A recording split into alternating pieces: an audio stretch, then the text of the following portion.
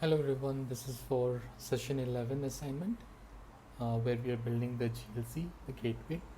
For our team, which is for group 22, we are looking at local Whisper.cpp where we are looking at sub-millisecond response. This is using the CPU and built-in compute power of the laptops to transcribe an audio and convert into a JSON.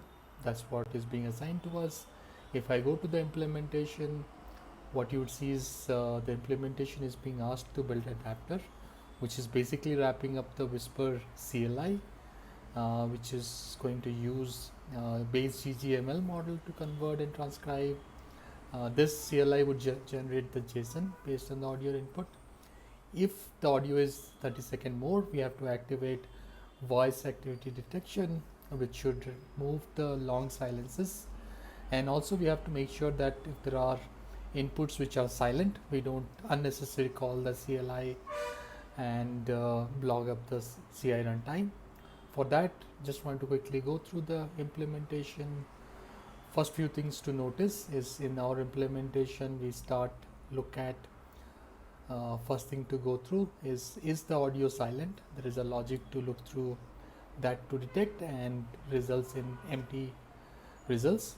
We have a mock one to just respond for a mock signal. Then we have a function which is to look at how long is the audio.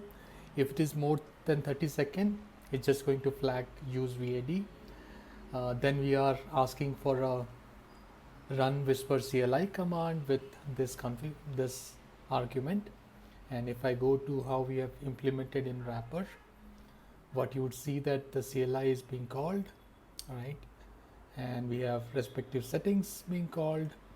We are using VAD built in the CLI, where we are setting the threshold, and we have given the threshold as 0.6 to start with, and that is the implementation. If I go to the test cases which we have recorded to start with, first thing is the test cases which were given. If I just give a run, what you would see is those test cases are passing. Now if I give an actual audio sample and test those out, the JFK audio is something which was given as a standard test case in Whisper CLI. I wanted to show those. It runs sub-millisecond, 300 to 400 millisecond. That is where it generates the text. This is for 10 seconds audio. It took less than 1 second, and total of CPU is this is just to look through the complete curl command. That being passed looks good. The next one we are looking at, if we have a silence audio, what it does, what you would see is that it doesn't call the API and just skips through.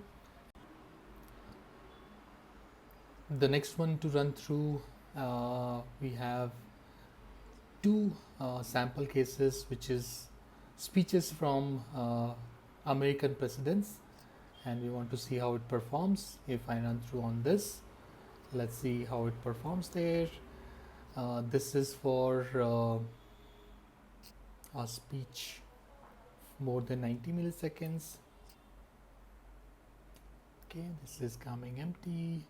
Okay, I need to generate the complete text. Let me run through this command to generate the audio.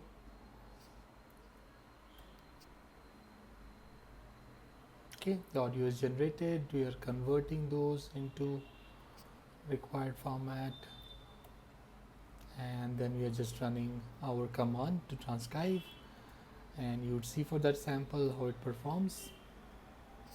And this comes really great. For 75 seconds of one, it just took sub-milliseconds and total of 1.2 seconds of curl time. We do have another example. This is from Abraham Lincoln, which we downloaded from internet. We're generating for more than 90 seconds. It generated. Now we are converting into base 64.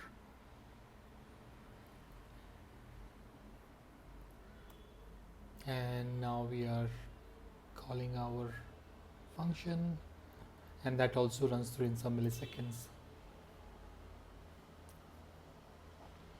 Great. That's complete our assignment video. Thank you.